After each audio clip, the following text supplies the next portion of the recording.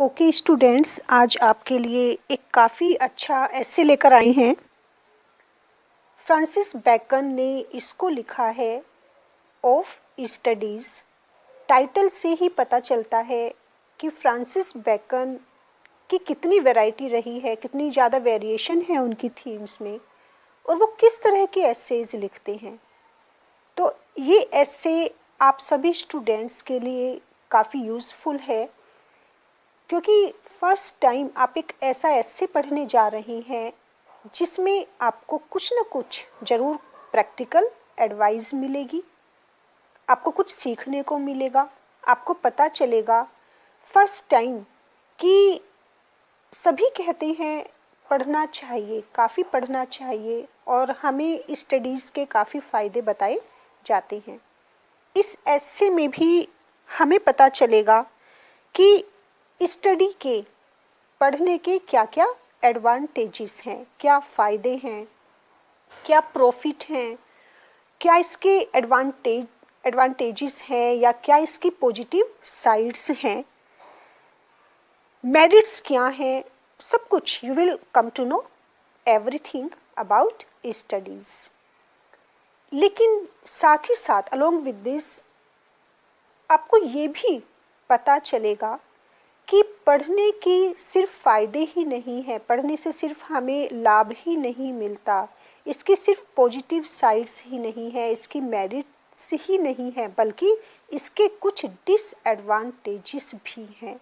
और ये first time हमें किसने बताया है अपने एसे में? फ्रांसिस बैकन ने, क्योंकि Francis bacon man of learning रही हैं, काफ़ी प्रैक्टिकल रही हैं अपनी लाइफ में, मैन ऑफ एक्शन रही हैं, और उन्होंने जो भी एडवाइजेस दी हैं वो बुकिश नहीं है, थ्योरेटिकल एडवाइस नहीं है वो, क्योंकि आइडियलिस्ट नहीं रही हैं। वो इस तरह की एडवाइस देते हैं हमेशा अपने रीडर्स को कि जो प्रैक्टिकल होती हैं, जिन्हें हम लाइफ में फॉलो कर सकते हैं या जो हमें लाइफ में देखने को मिलती है, और हमेशा सब फ़ायदे बताते हैं, प्रॉफिट्स बताते हैं, अच्छी अच्छी पॉजिटिव साइड्स ही बताते हैं स्टडीज़ की। लेकिन फ्रांसिस बैकन आपको एडवांटेजेस भी बताएंगे और आपको नुकसान भी बताएंगे, डिसएडवांटेजेस भी बताएंगे किसके? पढ़ने के, कि पढ़ने के कुछ फ़ायदे हैं लेकिन पढ़ने के कुछ नुकसान भी होते हैं, कुछ पॉजिटिव साइड्स हैं पढ़ने की लेकिन कुछ नेगेटिव साइड्स भी हैं, मेरिट्स हैं लेकिन डीमेरिट्स भी हैं, प्रॉफिट हैं ऑफ स्टडीज़ के लेकिन लॉस भी हैं। तो ये ऐसे आपके लिए काफ़ी यूज़फुल है, आपके लिए सूटेबल ऐसे है, क्योंकि आपको पता चलेगा कि पढ़ने के क्या क्या फ़ायदे हैं और पढ़ने के क्या क्या नुकसान हैं। So you will come to know all the things, the positive sides, negative sides, merits, demerits, advantages, disadvantages, profits and loss of studies, right. Another thing कि ठीक है, हमें ये पता है हमें पढ़ना चाहिए, but most of the students, most of the learners, they never come to know how. पढ़ना चाहिए लेकिन कैसे पढ़ें ये नहीं पता, कैसे पढ़ें, हाउ टू स्टडी। तो इसका भी आंसर आपको फ्रांसिस बैकन देंगे कि कैसे पढ़ना चाहिए, व्हाट शुड बी स्टडीड, क्या पढ़ना चाहिए, and why should we study, क्यों पढ़ना चाहिए। तो तीनों ही क्वेश्चन है, हाउ, वाई एंड व्हाट। क्यों पढ़ें, कैसे पढ़ें और क्या पढ़ें, why should be studied, how should be studied and what should be studied. तो ये भी आपको इस एसे में बताएंगे फ्रांसिस बैकन। इतना ही नहीं, वो आपको इसका पर्पस भी बताएंगे कि पढ़ने का मेन पर्पस क्या होता है, पढ़ने का एम क्या होना चाहिए, हमारा एक मिशन होता है, एक टारगेट होता है, या हमारा एक एम होता है कि हम इसलिए पढ़ते हैं, तो हम एक माइंड में क्या एम सेट करें कि हमें इस पर्पस के कारण पढ़ना है। तो वो पर्पस भी वो आपको बताएंगे पर्पस कह सकते हैं आप। और जब एग्ज़ाम में आपसे पूछा जाता है तो आप उसको फंक्शन भी आता है, फंक्शन ऑफ स्टडीज़, कि आखिर इसका रोल क्या है, रोल ऑफ स्टडीज़ और यूज़ ऑफ स्टडीज़। स्टडी का हमारी लाइफ में क्या रोल है, ये हमें क्यों पढ़ना चाहिए। तो ये सब बातें, और क्या क्या से मतलब कि हमारे लिए काफ़ी एक कन्फ्यूज़न रहता है कि पढ़ें तो कौन सा सब्जेक्ट लें, कौन सा सब्जेक्ट हमें किस तरह का प्रॉफिट प्रोवाइड कर सकता है। तो फ्रांसिस बेकन ये भी आपको बताएंगे कि हमें कौन सा सब्जेक्ट लेना चाहिए या कौन सा सब्जेक्ट लेने से हमें क्या बेनिफिट मिलता है। ओके, तो देखिए यहाँ पर, क्योंकि फ्रांसिस बेकन जाने जाते हैं अपनी एफोरिस्टिक स्टाइल के लिए, अपनी ब्रेविटी के लिए। और ये टेक्स्ट हम जब इसको देखते हैं तो देखिए first line, how does he start his एसे, कितना फोर्सफुली वो स्टार्ट करते हैं अपने एसे एक लाइन में, जिसको कहते हैं गागर में सागर भरना। फ्रांसिस बेकन काफ़ी पॉपुलर रही हैं अपनी इस स्टाइल के लिए कि वो शॉर्टनेस मीन्स कम शब्दों में वो अपने थॉट को मिनिमाइज करते हैं, या हम कह सकते हैं कि वो कम से कम वर्ड्स का यूज़ करते हैं अपने थॉट को एक्सप्रेस करने के लिए, या अपने रीडर्स को कोई भी बात समझाने या बताने के लिए। And this is the biggest example in front of you. एक लाइन में देखिए जब वो स्टार्ट करते हैं तो उन्होंने एक ही लाइन में इतना कुछ कह दिया, गागर में सागर भरना, कम शब्दों में ज़्यादा से ज़्यादा कह देना। कितने कम शब्दों में उन्होंने कितना कुछ कह दिया है कि एक प्रोवर्ब बन गया है, एक इडियम बन गया है। ये लाइन इतनी फेमस हो चुकी है फ्रांसिस बेकन की कि आप किसी भी कम्पिटिटिव एग्जाम में देखेंगे तो ऑफ स्टडीज़ एक ऐसे है, लेकिन इसमें 5-6 कोटेशंस इस तरह की हैं कि जो आप कभी हियर एंड देयर आप जरूर उनको सुनेंगे, या अगर फ्रांसिस बेकन का नाम आता है तो कहीं ना कहीं हमें ये लाइन्स ही उनकी याद आती हैं। ओके, अब देखिए what he tells of studies, और स्टार्टिंग में वो सबसे पहले क्या बताते हैं, एडवांटेजेस ऑफ स्टडी। वो सबसे पहले हमें फ़ायदे बताते हैं कि पढ़ना क्यों चाहिए, वाई शुड वी स्टडी, पढ़ने से क्या क्या फ़ायदे हैं, या पढ़ने का क्या लाभ है, या हमारी लाइफ पर इसका क्या इफ़ेक्ट पड़ता है। So the very first line is answering to this question, why should we study, हमें क्यों पढ़ना चाहिए। Okay, so let us start. Studies serve for delight, for ornament and for ability. Study serve for delight, सबसे पहला जो उन्होंने बताया कि सबसे बड़ा प्रॉफिट, सबसे बड़ा एडवांटेज क्या है कि पढ़ने से हमें क्या मिलता है, डिलाइट मिलता है, हमें खुशी मिलती है। For a short time we forget everything, वो जो बुकिश होते हैं, जो जिन्हें पढ़ने का काफ़ी शौक है, वो समझ सकते हैं इस बात को कि बुक्स हमारी कितनी अच्छी फ्रेंड्स होती हैं, और जब हम उनके साथ होते हैं वी फॉरगेट एवरीथिंग, हमें कुछ भी याद नहीं रहता, हम अपने आसपास का वर्ल्ड भूल जाते हैं और हम उनमें कितना खो जाते हैं। तो स्टडी का सबसे पहला पॉजिटिव साइड क्या है कि ये हमें प्लेजर प्रोवाइड करती है, हमें हैप्पीनेस देती है, या यहाँ पर ये हमें डिलाइट देती है। डिलाइट को आप कह सकते हैं एंटरटेन करती है हमें, कहीं ना कहीं मीन्स हमें पढ़ने से खुशी मिलती है। So it is a source of delight, right. Study is a source of delight. And another benefit, और इसका क्या एडवांटेज है, for ornament, ornament just like a jewellery, decoration जिसे हम कहते हैं, फॉर ornament। और ये क्या है, एक तरीके का ये गहना है, एक ज्वेलरी है, एक जेम है, किसमें, हमारी कन्वर्सेशन में। एक चार्म है, एक अट्रैक्शन है। हम जब पढ़ते हैं तो कहीं ना कहीं ना चाहते हुए भी हमारी कन्वर्सेशन पर उसका इफ़ेक्ट पड़ता है। हमारी कन्वर्सेशन को, हमारी जो डेली लाइफ होती है उसमें जो भी हम बातें करते हैं, या हमारी लैंग्वेज को वो क्या प्रोवाइड करती है, एक चार्म प्रोवाइड करती है। आप देखोगे कि पढ़ने के बाद आपकी लैंग्वेज चेंज हो जाएगी, आपकी कन्वर्सेशन चेंज हो जाएगी।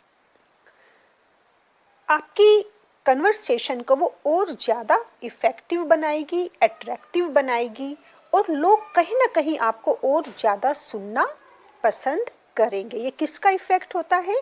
इस स्टडी का। जितना ज़्यादा आप पढ़ेंगे उतना ही ज़्यादा आपकी कन्वर्सेशन चार्मिंग हो जाएगी। तो एक तरीके से ये गहने का काम भी करती है।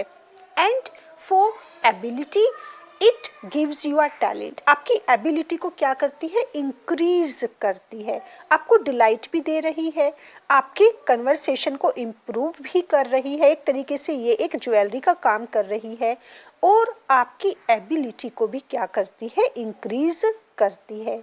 मीन्स आप एबल हो जाते हैं कुछ भी करने के लिए। अगर आपके पास एजुकेशन है, अगर आपके पास डिग्री है, अगर आपके पास नॉलेज है, तो आप जो भी काम कर रहे हैं उसको आप बेटर कर सकते हैं। आपकी एबिलिटी को ये क्या करती है? इंक्रीज करती है, या उसमें और कुछ ना कुछ ऐड करती है। So now it makes you able to do anything in your life. आप इतने एबल हो जाते हैं कि आपको राइट और रॉन्ग का पता चल जाता है कि आपके लिए क्या सही है और क्या गलत है, और आप कोई भी डिसीजन ईजिली ले सकते हैं। किसकी हेल्प से? If you study. क्योंकि स्टडी आपको क्या प्रोवाइड करती है? आपको नॉलेज देती है। तो यहाँ पर 3 रीजंस हम कह सकते हैं, 3 एडवांटेजेस हैं, 3 प्रॉफिट्स हैं, या 3 उन्होंने क्या बताए हैं? फायदे बताए हैं। किसके? स्टडीज़ के। ओके, यूज़ भी कह सकते हैं जब एग्जाम में आता है, 3 यूजेस ऑफ स्टडी। तो स्टडी के 3 फायदे क्या क्या हैं? It gives us delight, and it serves as an ornament, and it makes us able to do anything or to take any decision in our life. तो ये 3 words काफ़ी important हैं।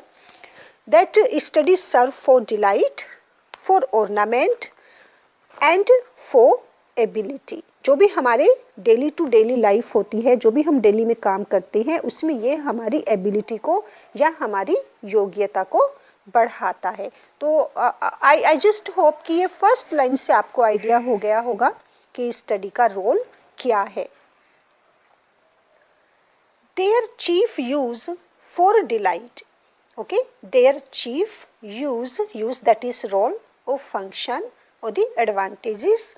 Now studies main use is for delight. And how do we get delight? Delight is in privateness. In privateness, privateness means in seclusion, in privacy. When you are lonely or you are alone or you are in solitude.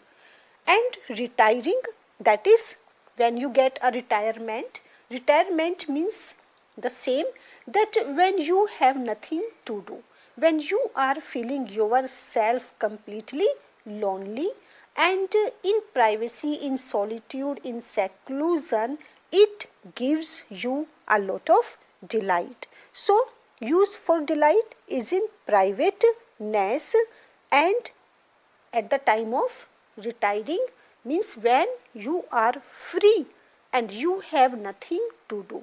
जब आपके पास कोई काम नहीं है करने के लिए, या आप खाली बैठे हैं, बोर हो रहे हैं, आप अकेले हैं, आप काफ़ी कह सकते हैं कि आप जब आप खुद को काफ़ी लोनली फील कर रही हैं, when you don't have a company of anyone, जब आपके पास किसी का भी साथ नहीं है, तो उस टाइम अगर आप क्या करते हैं? आप पढ़ रहे हैं, तो वो आपको उस टाइम क्या प्रोवाइड करेगा? डिलाइट प्रोवाइड करेगा। आपको कहीं ना कहीं ज़रूर बुक पढ़ने से, स्टडी करने से आपको हैप्पीनेस मिलेगी। फॉर ऑर्नामेंट, ऑर्नामेंट जो उन्होंने ऊपर बताया था, और किस में ये ऑर्नामेंट का काम करता है? In society. कहीं ना कहीं अगर हम स्टडी करते हैं, एजुकेशन गेन करते हैं, और हमारी जैसे ऊपर था कि हमारी कन्वर्सेशन कैसी हो जाती है? अट्रैक्टिव होती है, चार्मिंग होती है, तो सोसाइटी में एक ऑर्नामेंट का काम करता है। मीन्स हमारी सोसाइटी में इमेज अच्छी बन जाती है, हमें रेस्पेक्ट मिलती है, ऑनर प्रोवाइड हमें होने लगता है, और सोसाइटी में एक तरीके से ये हमारा क्या माना जाता है?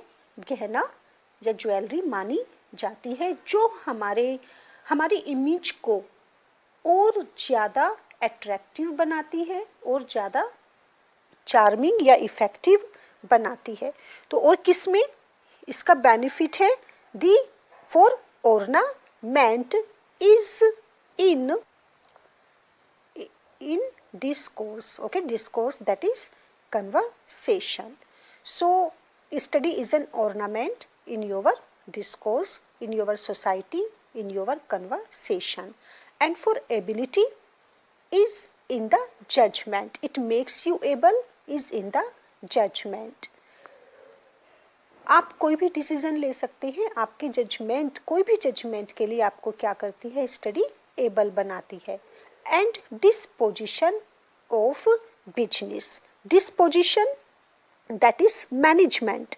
डिस्पोजिशन मीन्स मैनेजमेंट और कंडक्ट. कोई भी बिजनेस आपको बिजनेस के लिए क्या प्रोवाइड करती है, एबिलिटी प्रोवाइड करती है. आप कोई भी काम अच्छे तरीके से कर सकते हैं अगर आपके पास क्या है, नॉलेज है, आप स्टडी करते हैं. डिस्पोजिशन ऑफ बिजनेस, और आप अपने बिजनेस के लिए अच्छे से अच्छा डिसीजन ले सकते हैं, आप उसे काफ़ी अच्छे तरीके से हैंडल कर सकते हैं. For expert man can execute. Expert man who are the specialist. Expert man means here the specialist, and execute they can carry out. वो बहुत अच्छे तरीके से, जो स्पेशलिस्ट होते हैं वो अपने काम को काफ़ी अच्छे तरीके से कर सकते हैं अगर वो क्या करते हैं, स्टडी करते हैं. एंड परहैप्स जज of particulars one by one, but the general counsels and the plots and marshalling of affairs come best from those that are learned. All types of, that is plots and marshalling of affairs.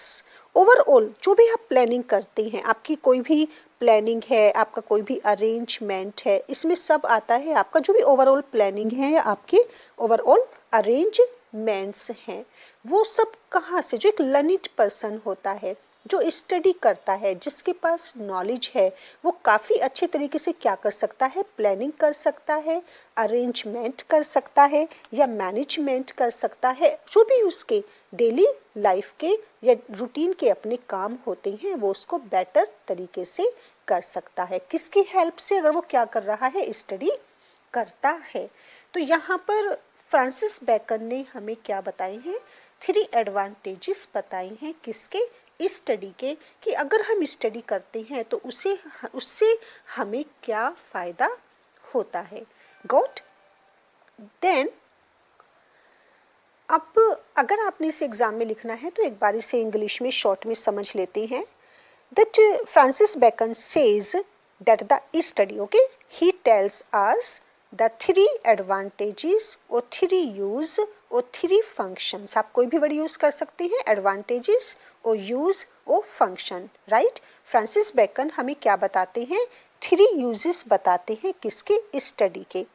Francis Bacon tells us the study of book is very useful for a person.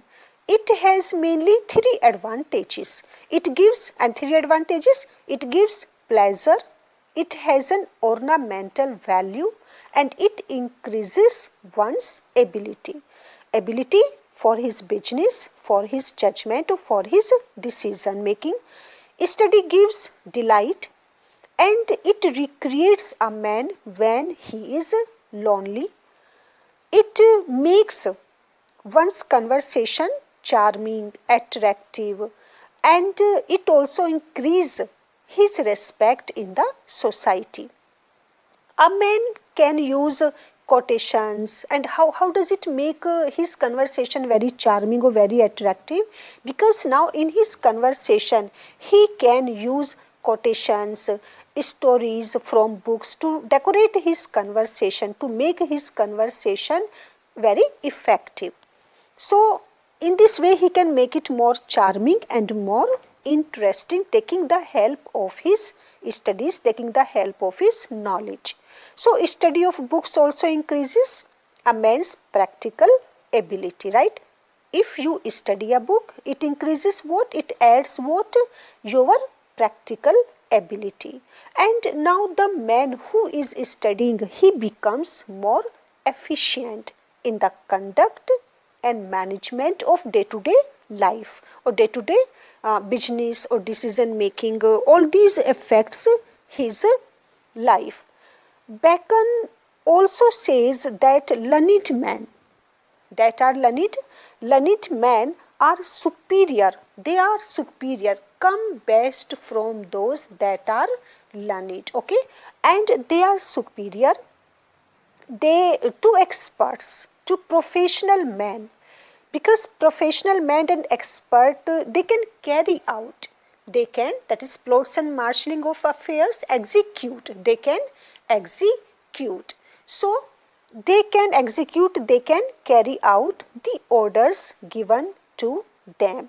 They can even form a judgment, they can even make a better decision about particular thing, about a particular business, about a particular thing, they can take better decision.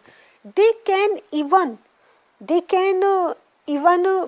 form a judgment about all the particular details.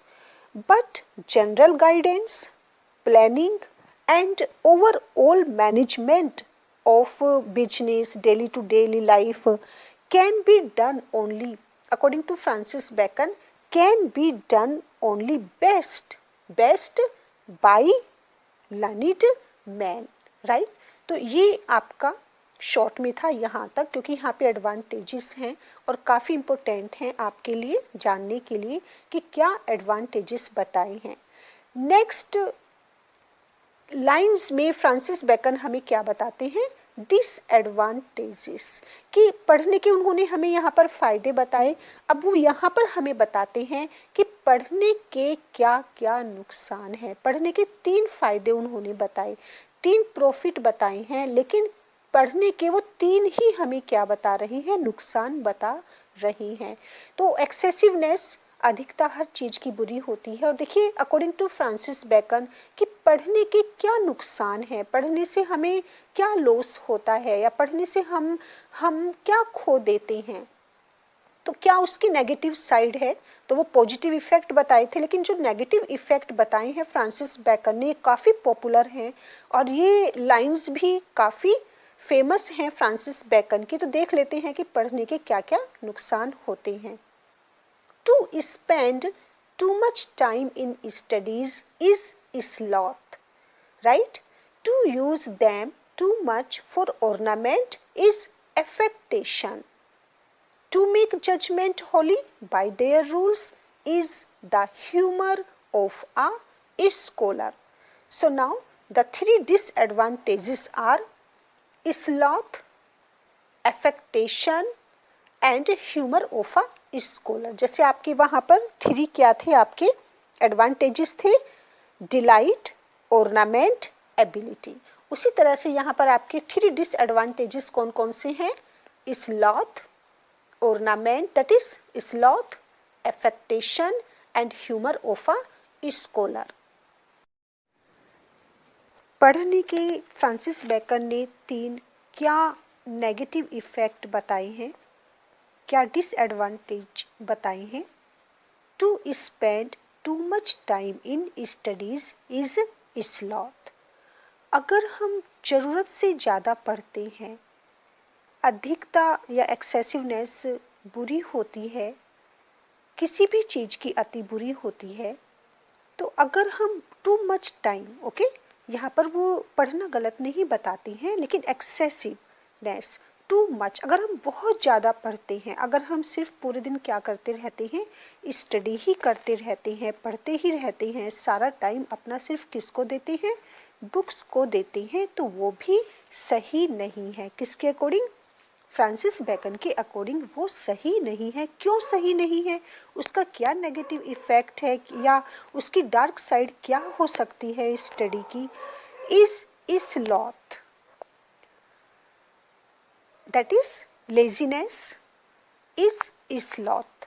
तो बहुत ज़्यादा books को time देना, काफ़ी ज़्यादा पढ़ना क्या है, एक तरह से इनएक्टिविटी है, स्लगिशनेस है या लेजीनेस है। इज स्लॉथ हमें वो क्या बनाता है, आलसी बना देता है। अगर हम ज़रूरत से ज़्यादा बुक्स को टाइम दे रहे हैं या पूरे दिन हम स्टडी ही करते रहते हैं तो हम फिजिकली एक्टिव नहीं रह पाते और वो हमें क्या कर देता है, लेज़ी कर देता है, स्लगिश कर देता है, या हम क्या हो जाते हैं, इनएक्टिव हो जाते हैं। क्योंकि ये सबसे बड़ा डिसएडवांटेज बताया है फ्रांसिस बेकन ने कि ज़्यादा स्टडी को टाइम देने का मतलब है कि एक तरह से ये साइन है, सिंबल है आपकी लेजीनेस का, आपकी इनएक्टिविटी का, कि आप आलसी हो रही हैं या आप फिजिकल वर्क नहीं कर रही हैं। तो ये नेगेटिव इफेक्ट है। To use them too much. Okay, अब देखिए यहाँ पर ये आपको नोट करना है कि वो टू मच की बात कर रही हैं। पढ़ना अच्छी बात है, उससे हमें डिलाइट मिलता है, लेकिन सिर्फ डिलाइट के लिए पूरे दिन हम क्या कर रही हैं, एंटरटेन के लिए, अपनी प्लेजर के लिए, अपनी हैप्पीनेस के लिए पढ़ रही हैं, तो वो हमें आलसी बना देता है।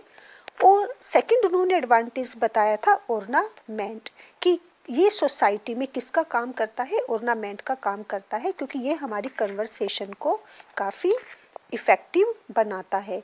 अब अगर हम अपनी नॉलेज का यूज़, अगर हम अपनी स्टडी का यूज़ या जो भी हमने बुक से गेन किया है उसका यूज़ हम पूरे दिन हर टाइम सिर्फ किस में यूज़ करते हैं, अपनी कन्वर्सेशन में। सिर्फ हम क्या करते रहते हैं, उसको ज़्यादा से ज़्यादा हम रेफरेंसेस यूज़ कर रही हैं, कोटेशन यूज़ कर रही हैं, या बुक्स की कोई भी प्रोवर्ब ले रही हैं, कोई भी एग्जाम्पल अगर हम दे रही हैं, तो वो क्या कर देता है, दैट इज़ एफेक्टेशन। वो एक तरह से क्या है, शो ऑफ कह सकते हैं हम उसको, एफेक्टेशन कहते हैं आर्टिफिशियलिटी।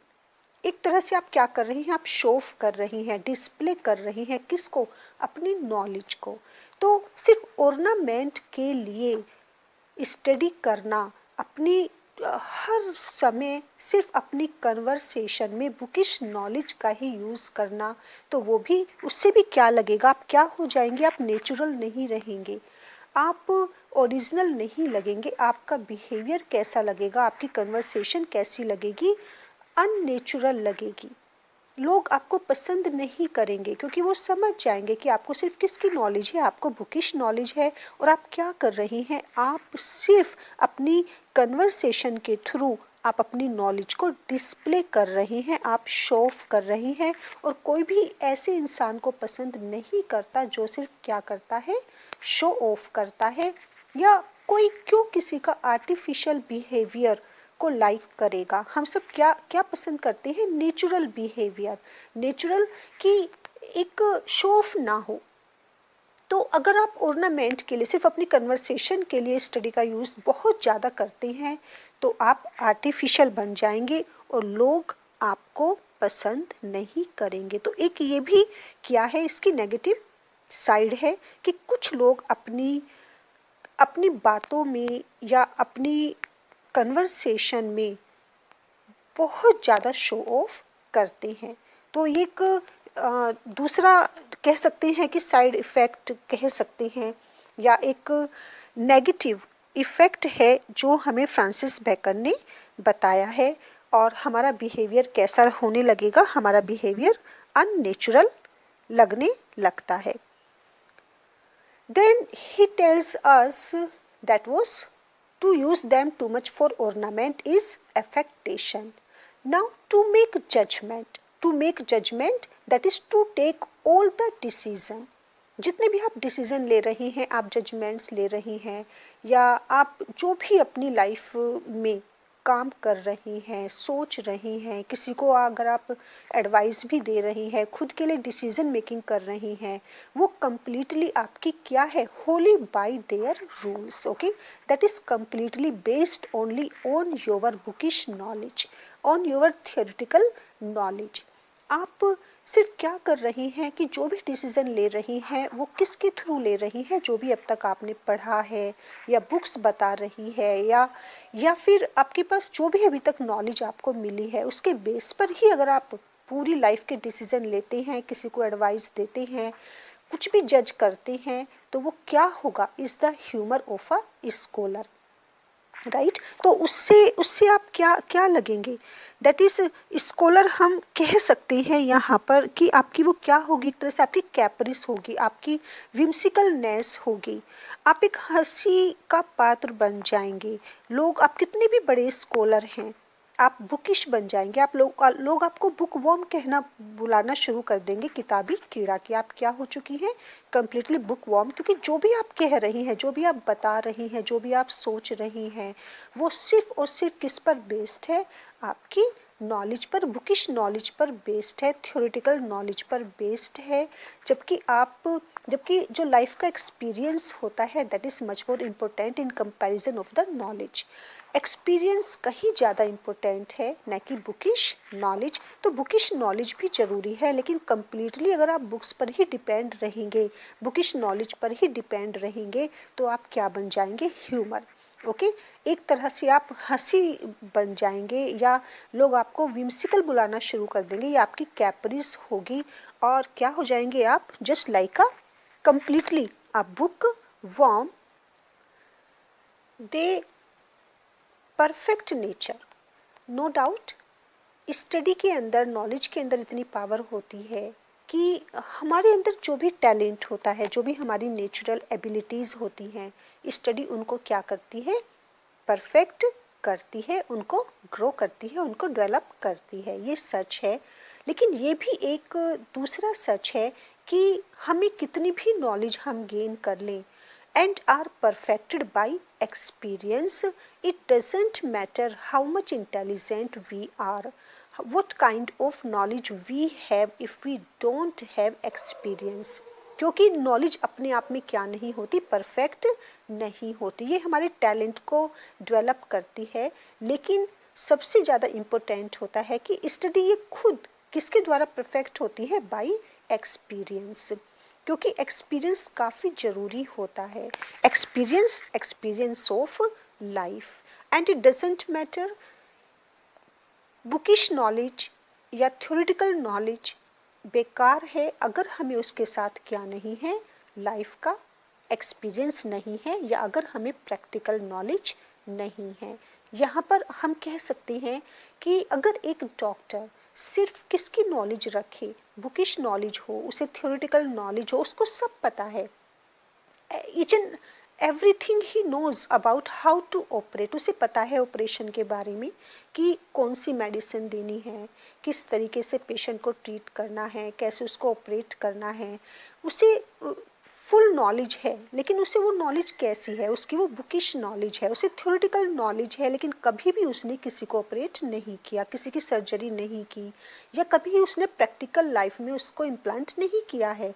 तो वो उसकी नॉलेज, उसकी स्टडी, वो उसका सब कुछ क्या हो जाएगा, वेस्ट हो जाएगा। क्योंकि उसे प्रैक्टिकल नॉलेज कह सकते हैं, प्रैक्टिकल एक्सपीरियंस का होना काफ़ी ज़रूरी है। तो यहाँ फ्रांसिस बेकन कहते हैं दैट कि थ्योरेटिकल नॉलेज या ये क्या मानी जाएगी, इम्प्रैक्टिकल नॉलेज मानी जाएगी, बुकिश नॉलेज ही सब कुछ नहीं है।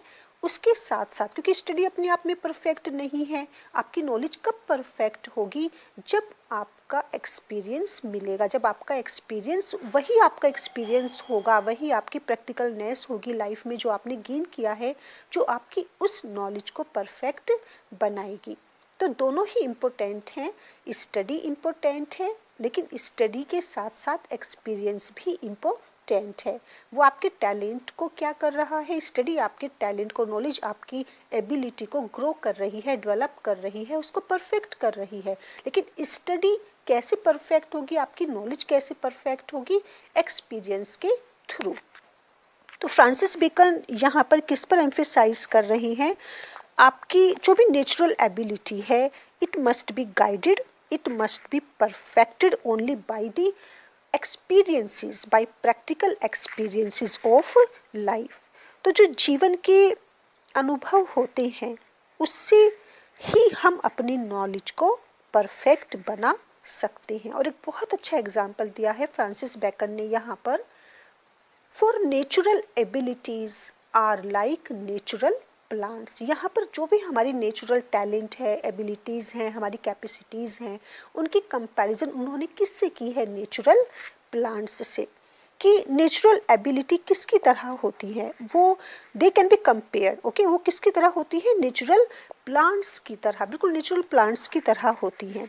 जैसे हम नेचुरल प्लांट्स को क्या करते हैं, वो बहुत ब्यूटीफुल होते हैं, वो परफेक्ट होते हैं, नो डाउट, क्योंकि वो नेचुरल हैं, गॉड ने उनको जैसा उनको दिया है, बनाया है, वो वाइल्ड होती हैं, वो अपने आप में अच्छे होते हैं, अच्छे लगते हैं, but in spite of that फिर भी वो एक प्रॉपर शेप देने के लिए एक गार्डनर उनको क्या करता है, उनको ट्रिम करता है। नेचुरल प्लांट्स को भी क्या किया जाता है, उनको ट्रिम किया जाता है, प्रूनिंग उनकी की जाती है, और ये काम कौन करता है, गार्डनर करता है। क्यों करता है, उनको एक सुटेबल, ये उनको प्रॉपर शेप देने के लिए, एक अच्छी शेप देने के लिए उनको ऐसा किया जाता है। उसी तरीके से स्टडी और एक्सपीरियंस ये क्या करते हैं, हमारी जो नेचुरल एबिलिटीज़ हैं ये उनको परफेक्ट बनाते हैं, उनको एक अच्छी शेप देते हैं, और हम कह सकते हैं कि इम्प्रूवमेंट मिलता है, डेवलपमेंट होता है। जितनी ज़्यादा हम बुक्स की स्टडी करेंगे उतना ही हमारी पर्सनैलिटी डेवलप होगी, और हम कहीं ना कहीं उनसे बहुत अच्छा हमें एक इम्प्रूवमेंट मिलता है।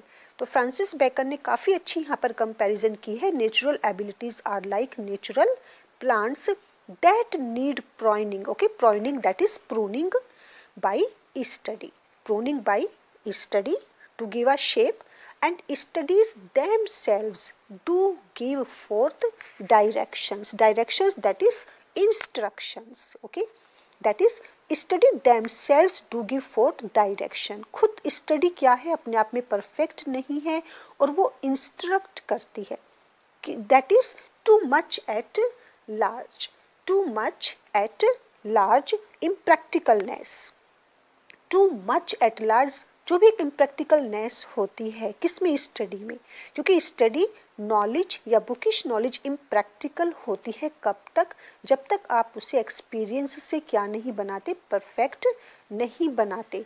तो यहाँ पर काफ़ी डिफरेंस है, impractical knowledge and practical knowledge, bookish knowledge और theoretical knowledge and practical experience. तो बुकिश नॉलेज को हम क्या कर सकते हैं, प्रैक्टिकल एक्सपीरियंस से हम उसको इम्प्रूव कर सकते हैं और बेटर बना सकते हैं, उसका ज़्यादा से ज़्यादा हम यूज़ कर सकते हैं।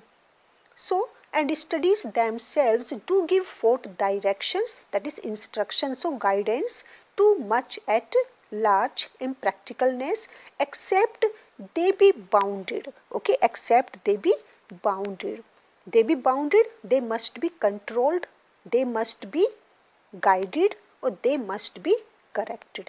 हम अपनी नॉलेज को, अपनी स्टडी को क्या कर सकते हैं, गाइड कर सकते हैं, कंट्रोल कर सकते हैं, या उनको करेक्ट कर सकते हैं, किसके through, in by experience, only through the experience. तो एक्सपीरियंस क्या करता है, हमारी नॉलेज को करेक्ट करता है, गाइड करता है, कंट्रोल करता है, इम्प्रूव करता है, डेवलप करता है, या उनको एक परफेक्शन प्रोवाइड करता है। तो यहाँ पर in these lines Francis Bacon he is giving an importance to the experience, कि theoretical knowledge के साथ साथ practical experience का life में होना काफ़ी ज़रूरी है। जितना ज़्यादा हमें experience होगा उतनी ही ज़्यादा हम knowledge को utilize कर पाएंगे। तो यहाँ पर काफ़ी अच्छी एडवाइस है हम सभी के लिए कि हम अपनी स्टडी को बेटर कैसे बना सकते हैं, या उसको हम परफेक्ट कैसे कर सकते हैं, of course with the help of experience. अगर हम अपनी स्टडी को ज़्यादा से ज़्यादा परफेक्ट बनाना चाहते हैं तो उसे हम सिर्फ एक्सपीरियंस से ही परफेक्ट बना सकते हैं। स्टडी से हमारे बिहेवियर में एक मैच्योरिटी आती है, और लेकिन उसके लिए हमें एक्सपीरियंस होना भी ज़रूरी है। हमारे अंदर जो भी समझ होती है या जो भी हमें सीखने को मिलता है वो सिर्फ अपने एक्सपीरियंस से ही मिलता है। कितनी भी बेस्ट एडवाइस हो जो हमें बुक से मिल रही है, लेकिन फिर भी वो हमारे लिए परफेक्ट तभी होती है जब हम अपने एक्सपीरियंस से सीखते हैं कि उसकी बुक्स में जो बातें बताई जा रही हैं उसकी इम्पोर्टेंस क्या है या कितनी है, क्योंकि लाइफ का एक्सपीरियंस ही according to Francis Bacon best होता है। तो यहाँ पर उन्होंने काफ़ी अच्छी ये एडवाइजेस दी हैं और बताया है कि ज़्यादा पढ़ना क्या है, वेस्टेज ऑफ टाइम, और बहुत ज़्यादा उसे कन्वर्सेशन में यूज़ करने का मतलब होता है डिस्प्ले ऑफ लर्निंग, कि आप क्या कर रही हैं, अपनी लर्निंग को डिस्प्ले कर रही हैं। और अगर आप सिर्फ पूरी तरह से बुक्स पर ही डिपेंड रहते हैं अपनी किसी भी डिसीज़न के लिए, तो आप क्या हैं, आप बुक वॉर्म हैं, आप बुकिश हैं, और आप अपनी लाइफ में काफ़ी इम्प्रैक्टिकल हैं। तो ये यहाँ पर डिसएडवांटेजेस बताए गए हैं किसके, स्टडी के। और यहाँ पर एक्सपीरियंस की सबसे ज़्यादा इम्पोर्टेंस बताई गई है कि दोनों का साथ होना जरूरी है, study and experience, bookish knowledge and practical experience. Crafty men condemn studies, simple men admire them, and wise men use them. Francis Bacon यहाँ पर बताते हैं कि 3 कैटेगरी होती है लोगों की, 3 तरह के लोग होते हैं, crafty, simple and wise. Crafty man, simple man and wise man. और तीनों का ही क्या अप्रोच होता है, क्या एटीट्यूड होता है, या क्या थिंकिंग होती है किसके बारे में, स्टडी के बारे में, नॉलेज को लेकर, लर्निंग को लेकर, तीनों ही क्या सोचते हैं। जो क्राफ्टी मैन होती हैं, क्राफ्टी, कनिंग, क्लेवर, इलिटरेट कह सकते हैं, जो काफ़ी चालाक लोग होते हैं, कनिंग टाइप नेचर होता है जिसका, इस तरह के लोग हमेशा स्टडी को क्या करेंगे, क्रिटिसाइज करेंगे, कंडेम करेंगे। वो हमेशा स्टडी को गलत बताते हैं, क्योंकि इनके पास अपनी कोई भी लाइफ का एक्सपीरियंस नहीं होता, प्रैक्टिकल एबिलिटी इनके पास नहीं होती, इनको पता नहीं होता कि स्टडी करने से क्या उसका लाइफ में एडवांटेज मिलता है।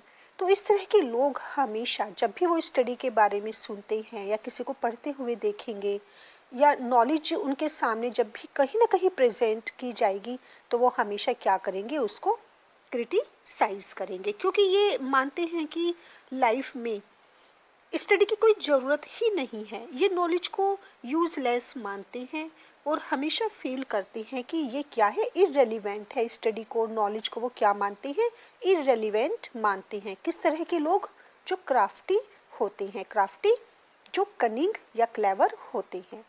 सिंपल मैन एडमायर देम, लेकिन जो सीधे सच्चे लोग होते हैं, सिंपल मैन, जो सीधे साफ लोग होते हैं, वो हमेशा क्या करते हैं, स्टडी को अप्रिशिएट करते हैं, उसको एडमायर करते हैं, वो काफ़ी वंडर फील करते हैं, उनको काफ़ी ताज्जुब होता है किस पर, बुक्स पर, लर्निंग पर, नॉलेज पर। उनको लगता है कि पता नहीं उनके अंदर क्या मिस्टीरियस थिंग है, क्या छिपा हुआ है, पता नहीं वो हमें क्या प्रोवाइड कर सकती है। तो वो हमेशा, जो सीधे सच्चे लोग होते हैं, वो हमेशा नॉलेज को या स्टडी को अप्रिशिएट करते हैं। लेकिन ये अप्रिशिएट तो करते हैं, but they never try to get it, लेकिन ये कभी भी कोशिश नहीं करते क्या करने की, नॉलेज गेन करने की या स्टडी करने की, राइट। ये अप्रिशिएट करते हैं लेकिन उसे पाने की या पढ़ने की कोशिश नहीं करते। किस तरह के लोग, जो सीधे सच्चे सिंपल मैन होते हैं। इनको फ्रांसिस बेकन ने क्या कहा है, सिंपल, क्योंकि ये अगेंस्ट नहीं होते किसके, स्टडी के। और लास्ट जो हमारी कैटेगरी आती है, that is wise man, intellectual person, जो इंटेलिजेंट होते हैं। ये ना तो कंडेम करते हैं, ना ये एडमायर करते हैं, बल्कि ये क्या करते हैं, यूज देम, ये जितना ज़्यादा हो सकता है यूटिलाइज करते हैं। ये स्टडी तो करते ही करते हैं, जितना ज़्यादा ये पढ़ना चाहते हैं पढ़ते हैं, नॉलेज गेन करते हैं, और स्टडी में इनका इंटरेस्ट होता है, तो स्टडी तो ये करते ही करते हैं, लेकिन साथ ही साथ क्या करते हैं, उसे पूरी कोशिश करते हैं कि अपनी लाइफ में उसका जितना ज़्यादा हो सके उसको यूटिलाइज करें। तो ये किस कैटेगरी के पर्सन होते हैं, वाइज। फ्रांसिस बेकन ने इस तरह के लोगों को क्या माना है, वाइज, इंटेलिजेंट माना है, इंटेलेक्चुअल माना है, और ये फुल ऑफ विजडम होते हैं क्योंकि ये स्टडी को यूटिलाइज करते हैं। और जो भी इनकी डेली टू डेली लाइफ होती है, ये पूरी कोशिश करती हैं कि अपनी लर्निंग को उसमें यूज करें। For they teach not their own use, क्योंकि बुक्स हमें नॉलेज तो देती है, लेकिन वो हमें कभी भी ये नहीं सिखाती कि उसको लाइफ में यूज कहाँ करें, कैसे करें, कब करें। ये हमें कौन बताता है? ये हमें हमारी प्रैक्टिकल विजडम या प्रैक्टिकल एक्सपीरियंस से ही हमें पता चलता है। तो बुक्स क्या करती है? स्टडी से हमें क्या मिलती है? नॉलेज मिलती है। वो हमें कुछ सिखाती हैं, अच्छी नॉलेज हमें देती हैं, लेकिन कभी भी कोई बुक आपको ये नहीं बताएगी कि उसको कहाँ यूज़ करना चाहिए, जो भी आपने उससे सीखा है। तो इसीलिए वाइज मैन क्या करते हैं? उसको यूज़ करते हैं। इनको पता होता है कि उसका ज़्यादा से ज़्यादा यूज़ कैसे किया जाए।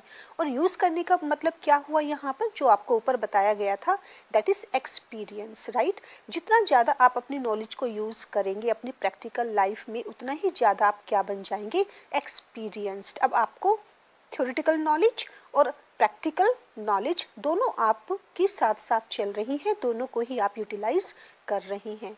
For they teach not their own use, क्योंकि बुक्स कभी भी हमें नॉलेज देंगी, लेकिन कभी भी उनकी प्रैक्टिकल यूटिलाइजेशन वो हमें नहीं सिखाती। तो नॉलेज का जो एक प्रैक्टिकल यूटिलाइजेशन है वो हमें किसके थ्रू मिलता है? But that is a wisdom. और ये हमारी इंटेलेक्चुअलिटी पर डिपेंड करता है, ये हमारी विजडम पर डिपेंड करता है। Without them that is out of books, right.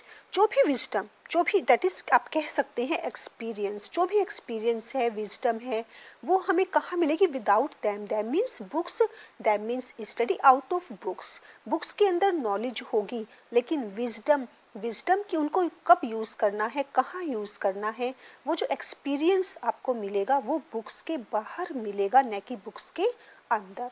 And about them, और उनसे भी ऊपर होता है। उनसे ऊपर क्या होता है? आपका विजडम, आपकी इंटेलेक्चुअलिटी या आपकी प्रैक्टिकलनेस, जो आपको कभी भी बुक्स के अंदर नहीं मिलती। और इसको आप कैसे अचीव कर सकते हैं? Only through observation, right? One by observation it can be achieved, it can be got only through observation। तो आपका एक्सपीरियंस और आप अपना ऑब्जर्वेशन से क्या कर सकते हैं? जो भी आपने सीखा है, जो भी आपने पढ़ा है, जो भी आपने स्टडी किया है, उसे ज़्यादा से ज़्यादा आप यूटिलाइज कर सकते हैं। किसके थ्रू?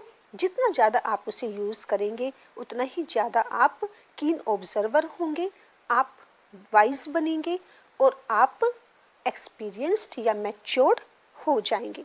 तो यहाँ पर फ्रांसिस बेकन ने काफ़ी अच्छी एडवाइस दी है कि बुक्स हमें नॉलेज देती है, लेकिन उसको अच्छे तरीके से यूटिलाइज जितना हम लाइफ में करते हैं, अपने ऑब्जर्वेशन को यूज़ करते हैं, उतना ही ज़्यादा हम उनसे फ़ायदा उठा सकते हैं।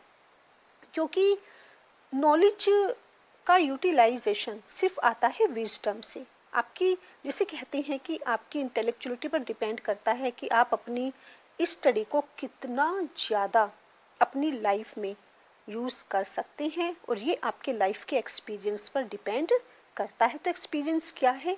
ये बुक्स से बाहर की बातें हैं, ये आउट ऑफ बुक्स। तो जो भी एक्सपीरियंस हैं ये सब बाहर है, किससे? आपकी बुक्स से। क्योंकि एक्सपीरियंस को कभी भी आप बुक्स से गेन नहीं कर सकते। तो ये इसका जिस्ट था। यहाँ पर ये शॉर्ट में ये बताया था हमें फ्रांसिस बेकन ने।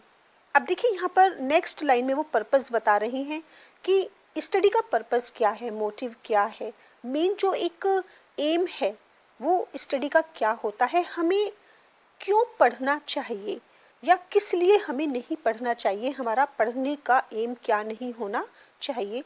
तो कुछ लाइंस में फ्रांसिस बेकन ने बहुत ही अच्छी एडवाइस दी है कि आप पढ़िए, जितना ज़्यादा आप पढ़ सकते हैं, जितना ज़्यादा आप नॉलेज गेन कर सकते हैं आप कीजिए, लेकिन कभी भी क्यों ना पढ़ें, कभी भी नॉलेज क्यों ना गेन करें, इस पर्पज़ को माइंड में रखकर कभी भी नॉलेज गेन ना करें, कभी भी स्टडी ना करें। किस पर्पज़ के साथ ना करें? तो देखिए बहुत अच्छी लाइन है ये, read not to contradict and confute, पढ़ो, लेकिन क्या करने के लिए मत पढ़ो, रीड नॉट, कभी भी किसी को कॉन्ट्रडिक्ट करने के लिए मत पढ़ो। सिर्फ इसलिए मत पढ़िए कि आपको किसी के अपोज जाना है, आपको किसी का एंटी बनना है, आपको किसी के अगेंस्ट काम करना है।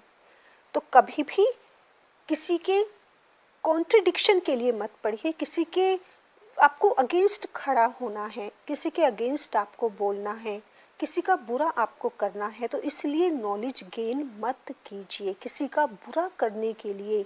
अगर आप स्टडी कर रही हैं, आप नॉलेज गेन कर रही हैं, तो वो स्टडी का पर्पस नहीं है। और ना ही क्यों पढ़ी, read not to confute that is quarrel, किसी के साथ लड़ाई करने के लिए, झगड़ा करने के लिए हमें कभी भी स्टडी नहीं करनी चाहिए।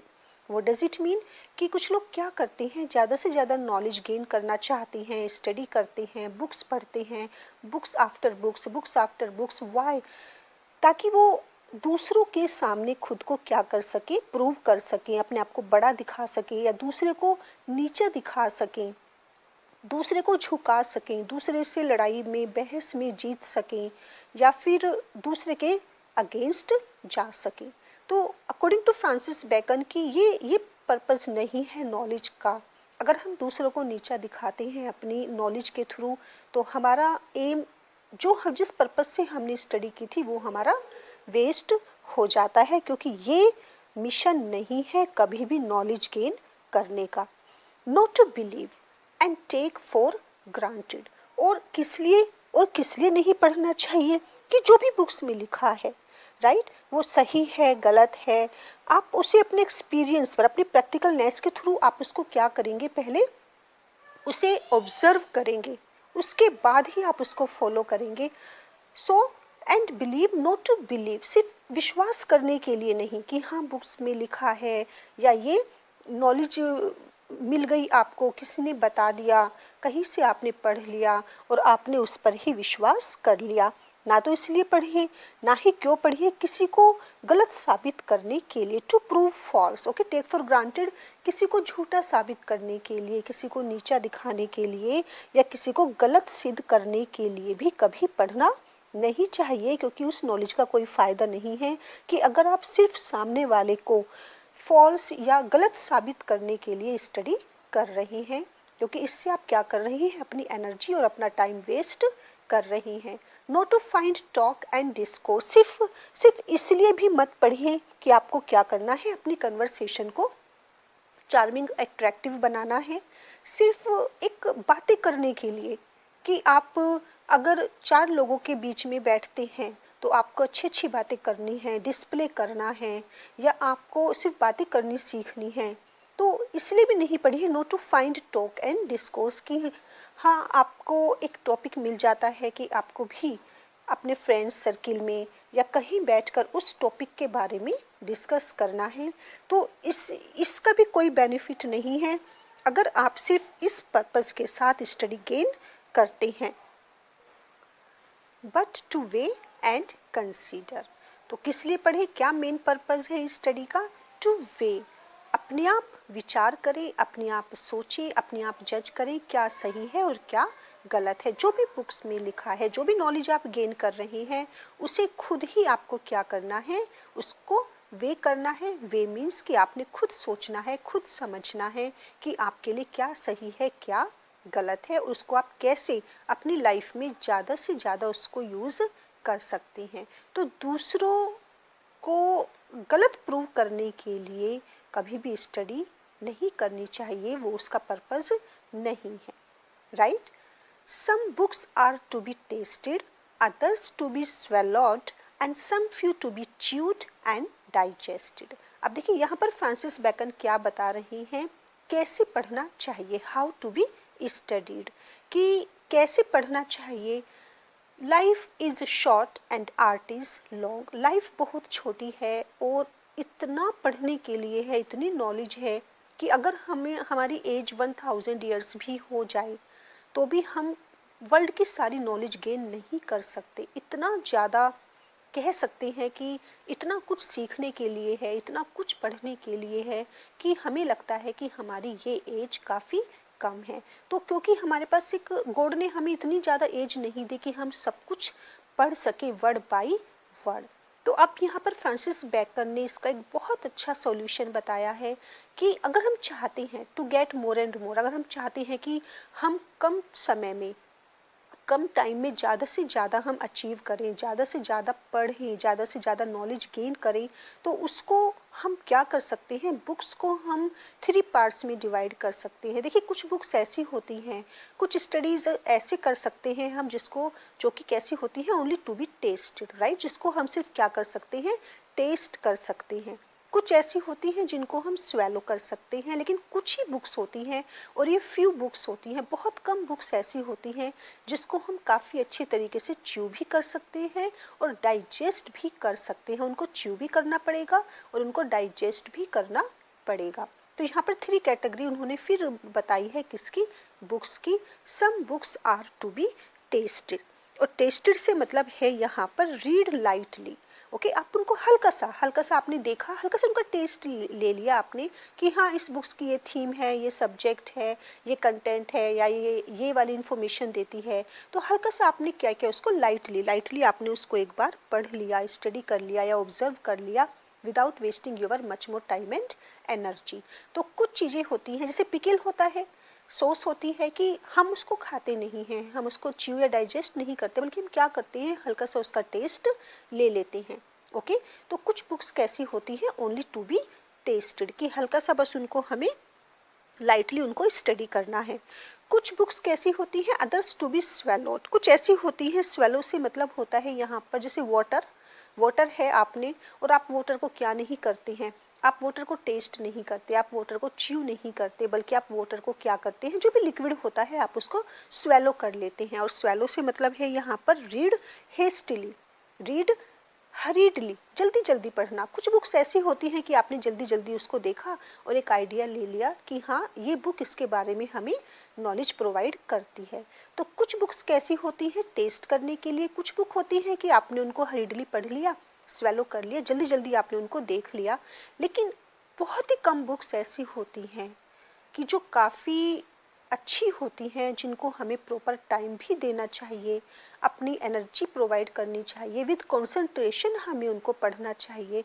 और इस तरह की बुक्स ही होती हैं जो फ्यू होती हैं, जिन्हें हमें पूरी अटेंशन के साथ, पूरे कंसंट्रेशन के साथ क्या करना चाहिए, ऑब्जर्व करना चाहिए, पढ़ना चाहिए, वर्ड बाय वर्ड पढ़ना तो चाहिए ही, बल्कि और हमें क्या करना चाहिए, उनको डाइजेस्ट भी करना चाहिए। डाइजेस्ट से मतलब ponder, right, meditate over, think over, उनके ऊपर आप जितना बार बार उनको पढ़ेंगे, जितना आप उनको सोचेंगे, तो उतना ही ज़्यादा वो आपको क्या करेंगी, आपके लिए यूज़फुल रहेंगी और आपके काम आएंगी। लेकिन सारी ही बुक्स ऐसी नहीं होती जिसको च्यू या डाइजेस्ट किया जाए। कुछ ही बुक्स होती हैं जो बहुत अच्छी तरह से कह सकती हैं अटेंटिवली, स्लोली, उनको बहुत आराम से पढ़ने की ज़रूरत होती है।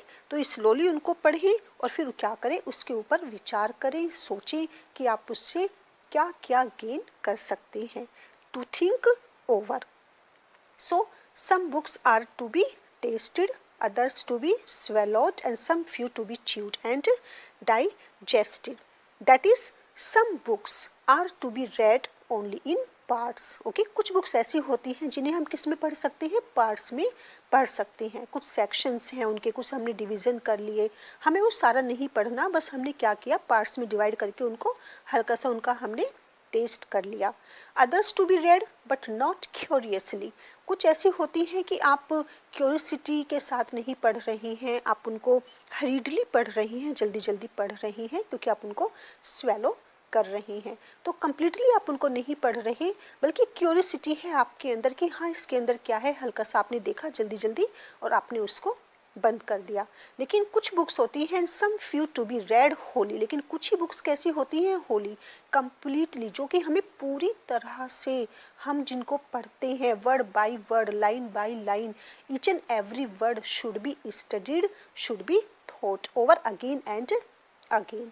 तो ये कैसी होती है, some few to be read wholly and with diligence. Okay, diligence with hard work, काफ़ी उनको आपको उनके ऊपर वर्क करना है। और किस तरह का वर्क करना है, आपको हार्ड वर्क करना है, आपको you have to be very diligent, आपको काफ़ी हार्ड वर्किंग होना है।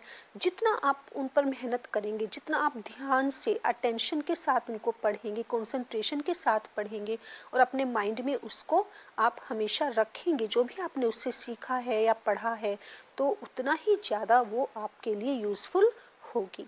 Got it? तो ये यहाँ पर उन्होंने हमें बताया है हाउ वी शुड स्टडी, कि कैसे पढ़ना चाहिए। Some books also may be read by deputy and extracts made of them by others, right? और ये भी हो सकता है कि कुछ बुक्स ऐसी भी हो सकती हैं कि जिन्हें आपको खुद पढ़ने की ज़रूरत नहीं है, आपको अपना पर्सनल टाइम या एनर्जी प्रोवाइड करने की ज़रूरत नहीं है, बल्कि आप क्या कर सकते हैं, आप उसके लिए एक डिप्टी रख सकते हैं, एक हेल्पर रख सकते हैं, असिस्टेंट रख सकते हैं, जो आपके लिए उन बुक्स को पढ़ सकता है, या कह सकते हैं जो आपके लिए उनके नोट्स बना सकता है, या आपको उसका क्या बता सकता है, समरी बता सकता है, जिस्ट बता सकता है, या जो एक्सट्रैक्ट है, जो भी उसका सार है, वो उसमें से आपको सुना सकता है या आपको इन्फॉर्म कर सकता है। Made of dam, okay, dam that is books by others. तो आप दूसरों से ये भी करवा सकते हैं कि आप दूसरों से सुन सकते हैं, पढ़वा सकते हैं, और आप ये भी करवा सकते हैं कि दूसरे आपके लिए क्या तैयार कर दें, उसका एक्सट्रैक्ट तैयार कर दें।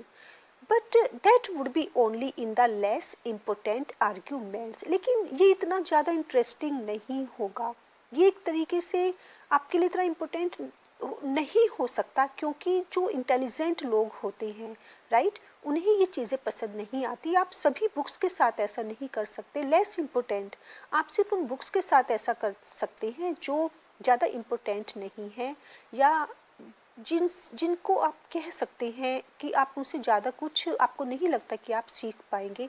लेकिन हर बुक पर आप ये फॉर्मूला नहीं लगा सकते हैं या इस तरह से अप्लाई नहीं कर सकते हैं, क्योंकि सिर्फ ऐसा आप उन बुक्स के साथ ही कर सकते हैं जिनकी कम इम्पोर्टेंस है। And the meaner sort of books, और किस तरह की बुक्स आती हैं यहाँ पर, जो मीनर होती हैं, राइट। अच्छी बुक्स के साथ ऐसा कभी नहीं करना चाहिए, लेकिन जो मीन बुक्स होती हैं, ट्रिवियल होती हैं, इस तरह की जो बुक्स होती हैं, उनके साथ हम ऐसा कर सकते हैं, क्योंकि ये बिल्कुल इस तरीके से होगा।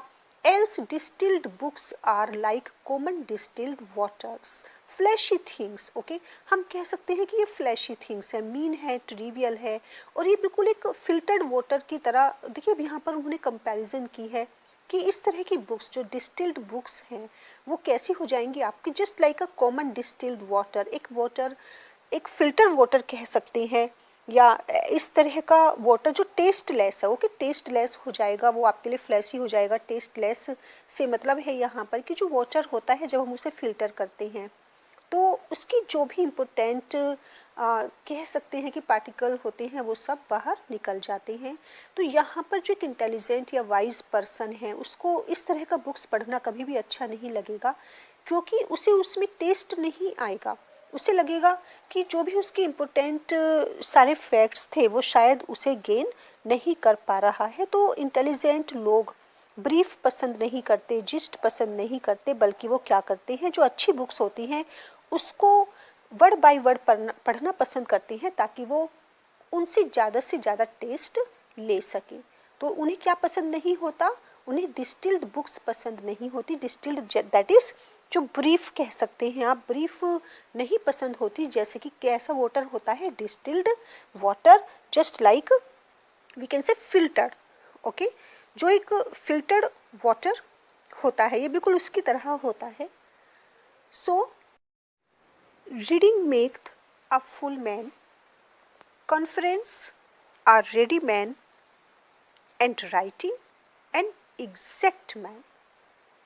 फ्रांसिस बेकन ने बताया है कि एजुकेशन गेन करने से या स्टडी से क्या होता है, हमारी ऑल ओवर पर्सनैलिटी चेंज होती है, हमारी पूरी ही पर्सनैलिटी का डेवलपमेंट होता है। और अगर हम चाहते हैं कि हमारी होल पर्सनैलिटी डेवलप्ड हो तो उसके लिए तीनों ही चीज़ें ज़रूरी हैं। यहाँ पर फिर उन्होंने 3 कैटेगरी में डिवाइड किया है स्टडी को, रीडिंग, कॉन्फ्रेंस एंड राइटिंग, तीनों ही जरूरी हैं। अगर आप अपनी पर्सनैलिटी को ज़्यादा से ज़्यादा डेवलप करना चाहते हैं, उसे परफेक्ट बनाना चाहते हैं, तो उसके लिए आपको तीनों ही होना चाहिए, तीनों ही की नॉलेज आपको होनी चाहिए। रीडिंग, पढ़ना भी चाहिए, कॉन्फ्रेंस, बोलना भी ज़रूरी है, बोलने से मतलब बातें करनी ज़रूरी है, एंड राइटिंग, और राइटिंग भी काफ़ी ज़रूरी है। तो देखिए, reading make a full man. Francis Bacon के अकॉर्डिंग रीडिंग आपको क्या बनाती है? Full man. फुल से मतलब डेवलप्ड माइंड। ओके, जितना ज़्यादा आप पढ़ेंगे, जितना ज़्यादा आप स्टडी करेंगे, उतनी ही ज़्यादा आपके पास क्या होगी? नॉलेज होगी, लर्निंग होगी, और जो आपको क्या बनाएगी? फुल मैन बनाएगी कम्प्लीटली। आप कह सकते हैं कि आप डेवलप्ड होंगे, आपके अंदर क्या आएगी? मैच्योरिटी आएगी, आपकी पर्सनैलिटी डेवलप होगी, क्योंकि आप फुल होंगे किससे? Full of knowledge, right. तो आप का माइंड क्या हो जाएगा? डेवलप्ड हो जाएगा, क्योंकि अब आपके पास नॉलेज है जो भी आपने पढ़ा है। कॉन्फ्रेंस और रेडीमैन। कॉन्फ्रेंस मीन्स कन्वर्सेशन और डिस्कशन। अब जो आपने पढ़ा है, अगर आप उसके बारे में क्या कर रही हैं? डिस्कशन कर रही हैं, बातें कर रही हैं, या उसके बारे में कुछ बता रही हैं, कॉन्फ्रेंस कर रही हैं, तो उससे क्या होगा? आप रेडी मैन बन जाएंगे। रेडी से मतलब यहाँ पर विटी। आप इतने विटी होंगे, आप इतने इंटेलिजेंट बन जाएंगे कि जब भी आपसे कुछ पूछा जाएगा तो आप इमीडिएटली उसको आंसर दे देंगे। लेकिन ये कब पॉसिबल होगा? आपके पास नॉलेज तो है, आप फुल तो हो चुके हैं। किससे फुल हो चुके हैं? नॉलेज से। पूरी नॉलेज आपके पास है। लेकिन अगर आप, इफ़ यू आर साइलेंट, अगर आप, if you are not opening your mouth, right, अगर आप नहीं बोल रही हैं, नहीं डिस्कशन कर रही हैं, किसी बात का नहीं जवाब दे रही हैं, तो उससे क्या होगा? आप हमेशा अगर सीरियस रहते हैं, चुप रहते हैं, तो आपकी उस नॉलेज का कोई भी बेनिफिट नहीं है, क्योंकि आप हर टाइम क्या नहीं रहेंगे? रेडी नहीं रहेंगे। आपकी विट क्या हो जाएगी? कहीं ना कहीं आपकी विट यूजलेस होने लगेगी, क्योंकि अब आप किसी भी क्वेश्चन का आंसर नहीं दे पाएंगे। तो सीखने के साथ साथ हमें हमारा बोलना भी ज़रूरी है, डिस्कशन भी हमारा ज़रूरी है, क्योंकि हमारी विट इससे हमेशा रेडी रहेगी। ये हमें विटी बनाएगी, इंटेलिजेंट बनाएगी। तो रीडिंग हो गई, कॉन्फ्रेंस हो गई, लेकिन राइटिंग, दैट इज़ राइटिंग। लेकिन अगर हम रीडिंग और कॉन्फ्रेंस के साथ साथ क्या कर लेते हैं? जो भी हम पढ़ रहे हैं, जो भी हम बोल रहे हैं, अगर एक बार हम उसको क्या कर लेते हैं? हम राइटिंग भी कर लेते हैं, हम लिख कर देख लेते हैं, या अगर हमारी आदत होती है क्या करने की? नोट्स बनाने की, कुछ ना कुछ लिखने की। चाहे हम अपनी पर्सनल डायरी ही लिख रही हो, चाहे जो भी हमने पढ़ा है उसके बारे में हम लिख रही हो, तो अगर ये हमारी हैबिट बन जाती है, तो इससे हम क्या हो जाएंगे? करेक्ट हो जाएंगे। ये हमें क्या बनाएगी? परफेक्ट, राइट, एग्जैक्ट मैन बनाएगी बैकन के अकॉर्डिंग। और अगर आपको एग्जैक्ट बनना है, करेक्ट बनना है, अगर आप चाहते हैं कि आपसे जरा सी भी गलती ना हो, तो उसके लिए फ्रांसिस बेकन ने काफ़ी अच्छी आपको एडवाइस दी है, दैट इज़ राइटिंग। क्योंकि राइटिंग ही है जो एक इंसान को क्या बनाती है? एग्जैक्ट बनाती है। तो रीडिंग आपको फुल बनाएगी, कॉन्फ्रेंस आपको रेडी बनाएगी, आप हर पल तैयार रहेंगे आंसर देने के लिए। आप इतने स्ट्रेट फॉरवर्ड होंगे कि आपसे कुछ भी पूछा आएगा तो आप फ़ौरन उसको आंसर दे देंगे। लेकिन आप अगर करेक्ट होना चाहते हैं, परफेक्ट होना चाहते हैं, एग्जैक्ट मैन बनना चाहते हैं, then you will have to take the help of writing. तो उसके लिए क्या करना पड़ेगा? आपको राइटिंग करनी पड़ेगी, राइट। अब देखिए उन्होंने इसको डिटेल में कितने अच्छे तरीके से डिस्क्राइब किया है। And therefore if a man right little, और अगर आपकी हैबिट नहीं है, अगर आप अकस्टम्ड नहीं है, लिखना आपको अच्छा नहीं लगता, आपको नोट्स बनाने की आदत नहीं है, आपके अंदर एक राइटर डेवलप नहीं हो रहा है, आप काफ़ी कम लिखते हैं क्योंकि आप पसंद नहीं करते, ही had need have a great memory, तो फिर आपको क्या करना पड़ेगा? फिर आपकी मेमोरी इतनी शार्प होनी चाहिए कि आपसे गलती ना हो, जब भी आपको ज़रूरत पड़े तो आपको फ़ौरन याद आ जाए। तो यहाँ पर फ्रांसिस बेकन ने कहा है कि वो लोग जिनकी मेमोरी काफ़ी अच्छी है, उनके बारे में कहा जा सकता है कि ठीक है वो थोड़ा कम लिख सकते हैं, लेकिन अगर आपकी मेमोरी भी कम है और आप लिख भी नहीं रहे हैं, तो फिर आप काफ़ी बड़ी गलती कर सकते हैं। So if a man right little he had need have a great memory, फिर उसकी मेमोरी अच्छी होनी चाहिए, तभी उसकी राइटिंग क्या बन सकती है, या उसकी नॉलेज क्या बन सकती है? परफेक्ट हो सकती है। तो अगर पूरी पर्सनैलिटी के डेवलपमेंट की बात करें तो पढ़ना, लिखना और बोलना तीनों ही बेकन ने काफ़ी ज़रूरी बताया है लाइफ में, कि पढ़ना भी ज़रूरी है, बोलना भी ज़रूरी है और लिखना तो काफ़ी ज़रूरी है। सो मेमोरी अच्छी होनी चाहिए किसकी? जिसे लिखने की आदत नहीं है, ताकि जो भी उसने पढ़ा है वो उसे हमेशा याद रख सके। और याद रखने का सिर्फ एक ही तरीका होता है कि हम ज़्यादा से ज़्यादा लिखने की आदत डालें। इफ़ इट कन्फर्स लिटिल, अगर उसे कम बोलने की आदत है, कुछ लोग क्या करते हैं कि रीडिंग तो कर रही हैं लेकिन उन्हें बोलना पसंद नहीं है। इफ़ इट कन्फर्स लिटिल, अगर उसे बातें करना कम पसंद है या उसे कम बोलना पसंद है, तो उसे क्या होना चाहिए? फिर उसका नेचर ऐसा होना चाहिए, he had need have a present wit, कि उसका नेचर कैसा होना चाहिए? इतना विटी हो फिर वो, कि जैसे ही उससे कुछ पूछा जाए, इतना स्ट्रेट फॉरवर्ड हो कि उससे कुछ पूछा जाए तो वो तुरंत उसका जवाब दे दे। फिर उसकी विट कैसी होनी चाहिए? प्रेजेंट होनी चाहिए, राइट? अगर उसे कम बोलने की आदत है तो फिर उसको इतना विटी होना चाहिए कि जो भी उससे कुछ पूछा जाए वो तुरंत उसका जवाब दे दे। मीन्स उसका नेचर ही कैसा होना चाहिए? विटी होना चाहिए। Now if he read little, और अगर किसी की आदत ही क्या है? कम पढ़ने की है या कोई कम स्टडी करता है, ही had need have much cunning.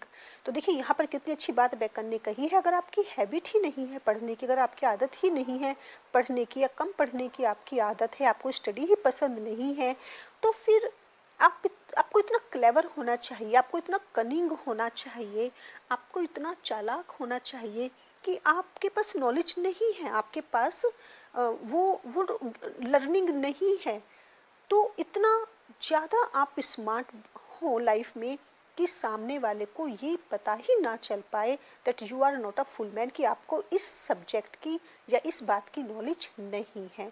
Means आप उसे छिपा सकें, आप ज़्यादा से ज़्यादा लोगों को इम्प्रेस कर सकें। और ये आपके अंदर फिर क्या होनी चाहिए? कनिंगनेस या स्मार्टनेस होनी चाहिए कि किसी को भी आपकी इग्नोरेंट होने का पता ना चले कि आपको उसकी नॉलेज नहीं है। And if he read little, he had need have much cunning to seem to know that he doth not, right? तो ये यहाँ पर फ्रांसिस बेकन ने काफ़ी अच्छी एडवाइस दी है स्टूडेंट्स को, यंगस्टर्स को, यूथ के लिए।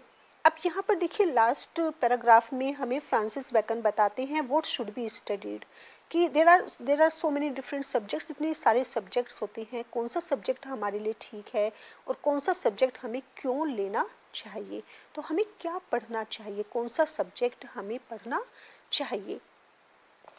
Histories make man wise, poets witty, the mathematics subtle, natural philosophy deep, moral grave, logic and rhetoric able to contend, right? और यहाँ पर देखिए उन्होंने कौन सी लैंग्वेज यूज़ की है? It is a Latin language.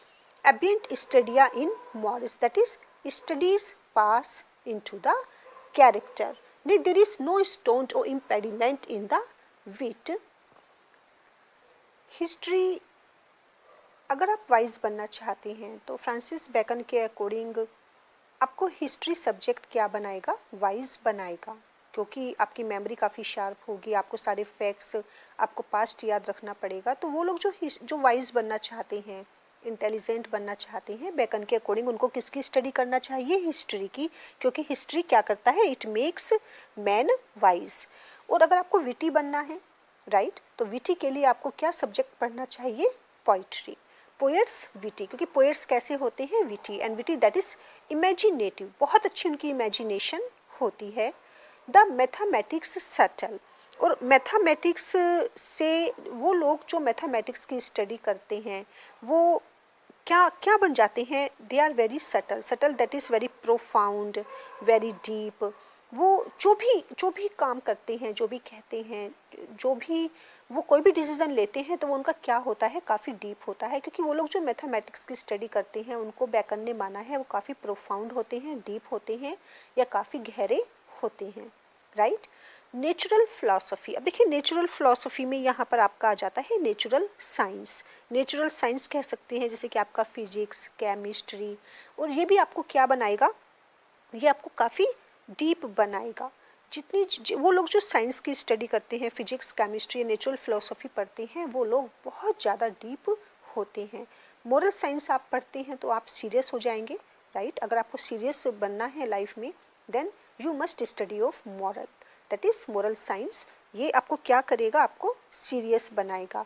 Logic and rhetoric able to content, लेकिन अगर आप ज़्यादा से ज़्यादा आर्ग्यूमेंट्स करना चाहते हैं, आप किसी के साथ बहस करना चाहते हैं, वाद विवाद करना चाहते हैं, कंटेंट करना चाहते हैं, कंटेंशन की आपकी हैबिट है, तो इसके लिए जो एक आर्ट होती है ऑरिटरी की, रेटोरिक, दैट इज की एक बोलने की जो कला है, या राइट, और जो आर्ग्यूमेंट्स प्रोवाइड करना, लॉजिकल बातें करना, तो उसके लिए अगर आपका उसमें इंटरेस्ट है तो आपको क्या, किस सब्जेक्ट की स्टडी करनी चाहिए, logic and rhetoric, because they able to content studies pass into the character. जो भी जिस भी सब्जेक्ट को आप पढ़ रही हैं, जिस भी बुक की आप स्टडी कर रही हैं, वो कहीं ना कहीं आपके कैरेक्टर को क्या करेगा, जरूर इफेक्ट करेगा। जैसे कि यहाँ पर ये एग्जाम्पल दिए हैं कि हिस्ट्री आपको क्या बनाएगी, अनकॉन्शियसली आपको नहीं पता होगा, लेकिन जो भी आप सब्जेक्ट पढ़ते हैं, जो भी आप जिस भी बुक की आप स्टडी करते हैं, तो वो आपके कैरेक्टर को क्या करेगा, अफेक्ट करेगा, according to Bacon. Got it? नहीं, there is no stand or impediment in the wit. Impediment or stand, that is जिसे हम कह सकते हैं इनएबिलिटी और डिसएबिलिटी। आपकी ऐसा हो ही नहीं सकता कि आपकी विट के अंदर क्या हो जाए, आपकी विट डिसेबल हो जाए, या किसी तरह की कोई प्रॉब्लम या डिफ़िकल्टी या कोई हिंड्रेंस आए। No, there is no stand or impediment in the wit. अगर आपको लग रहा है कि कहीं ना कहीं आपकी विटनेस में एक प्रॉब्लम है, या हिंड्रेंस है, या एक डिफ़िकल्टी क्रिएट हो रही है, या कोई डिसएबिलिटी है, right, you are not witty, तो उसके लिए आप क्या कर सकते हैं, but may be wrought out by fit studies. तो उसके लिए आप क्या कर सकते हैं, अगर आप एक सही बुक को स्टडी करते हैं, एक सही सब्जेक्ट लेते हैं, तो आप क्या हो सकते हैं, आपकी विट इम्प्रूव कर सकती है, आप विटी बन सकते हैं, आप इंटेलिजेंट बन सकते हैं with the help of a particular और अ करेक्ट सब्जेक्ट और बुक। और ये बेकन ने यहाँ पर एग्जाम्पल दिए हैं कि जैसे हमारे अंदर कुछ डिजीज़ेस होती हैं, इलनेस होती है, बीमारी होती है, और एक पार्टिकुलर एक्सरसाइज करने से वो कम हो जाती है या ख़त्म हो जाती है, उसी तरीके से अगर हमें कोई इंटेलेक्चुअल प्रॉब्लम है, तो अगर हम एक पार्टिकुलर सब्जेक्ट को स्टडी करते हैं, तो उससे हमें ज़रूर बेनिफिट होता है। Like as diseases of the body may have appropriate exercise, अगर हम सही एक्सरसाइज करें अपनी बॉडी की क्या रिमूव करने के लिए, किसको प्रूट करने के लिए, डिजीज़ को, तो हमें उससे ज़रूर बेनिफिट होगा जो भी हम एक्सरसाइज करते हैं। और डिफरेंट डिजीज़ के लिए डिफरेंट एक्सरसाइजेस होती हैं। अब यहाँ पर देखिए उन्होंने एक्सरसाइजेस के नाम दिए हैं किसके लिए क्या सही है। जैसे कि बेकन ने बताया है, bowling is good for the stones and reins, shooting for the lungs and breast, gentle walking for the stomach, riding for the head and the like. Okay, इसी तरह से जितनी भी हमारी बीमारियां होती हैं वो सब कहीं ना कहीं इन एक्सरसाइज से ठीक हो जाती हैं। So if a man's wit be wandering, अगर आपका कॉन्सेंट्रेशन क्या हो रहा है, आपका माइंड डाइवर्ट होता है, आप कॉन्सेंट्रेट नहीं कर पाते हैं, आपकी विट क्या हो रही है, काफ़ी इधर उधर वांडर कर रही है, late him study the mathematics. अगर आप क्या नहीं है, सटल नहीं हैं, आप सीरियस नहीं हैं, आप प्रोफाउंड नहीं हो रहे हैं, आपका कॉन्सेंट्रेशन डाइवर्ट हो रहा है, आप फोकस नहीं कर पा रही हैं, तो बेकन ने काफ़ी अच्छी यहाँ पर एडवाइस दी है कि अगर आपकी विट वांडरिंग है तो आपको किसकी स्टडी करनी चाहिए, मैथमेटिक्स की। For in demonstrations if his wit be called away never so little he must begin again. और अगर आपको लगता है कि आपको बेनिफिट नहीं हो रहा है, तो आप उसको क्या कीजिए, बार बार उसको आप कीजिए और आपको जरूर बेनिफिट होगा। If his wit be not apt to distinguish और find differences, let him study the schoolman. Okay, let him, that is just like this की स्कूल मैन से मतलब यहाँ पर एक फिलोसोफर से है, philosopher of the middle ages. एक ये वर्ड काफ़ी अच्छा वर्ड है, सिमनी सेक्टर। सिमनी सेक्टर जिसको कहते हैं हेयर स्प्लिटर्स, वो लोग जो छोटी छोटी बातों को भी काफ़ी सीरियसली लेते हैं, सोचते हैं, या उनको काफ़ी डीप में जाना पसंद होता है, फॉर दे आर सिमनी सेक्टर्स। क्योंकि जो फिलोसोफर्स होते हैं ये क्या होते हैं, सिमनी सेक्टर्स होते हैं। ये बहुत ज़्यादा सीरियसली कह सकते हैं कि बातों को जज करते हैं, सोचते हैं। हेयर स्प्लिटर जिसको कहा जाता है, तो ये काफ़ी अच्छा वर्ड यूज़ किया है फ्रांसिस बेकन ने। If he be not apt to beat over matters and to call upon one thing to prove and illustrate another, let him study the lawyers cases. तो उसके लिए क्या रहेगा, इस तरह के लोगों के लिए सबसे अच्छा जो सब्जेक्ट रहेगा वो होगा कि वो क्या करें, लॉयर केस करने से मतलब यहाँ पर है कि उनको किसकी पढ़ाई पढ़नी चाहिए, लॉयर की पढ़ाई करनी चाहिए, जो एक ही बात पर फोकस नहीं करते और इधर उधर की बातें बनाते रहते हैं, beat over matters. So every defect of the mind may have a special receipt. इसलिए हर बीमारी की, जो भी हमारी मेंटली प्रॉब्लम है, डिफेक्ट है किसका, माइंड का, उसकी यहाँ पर बेकन ने बताई है कि सभी की एक स्पेशल रिसीट है।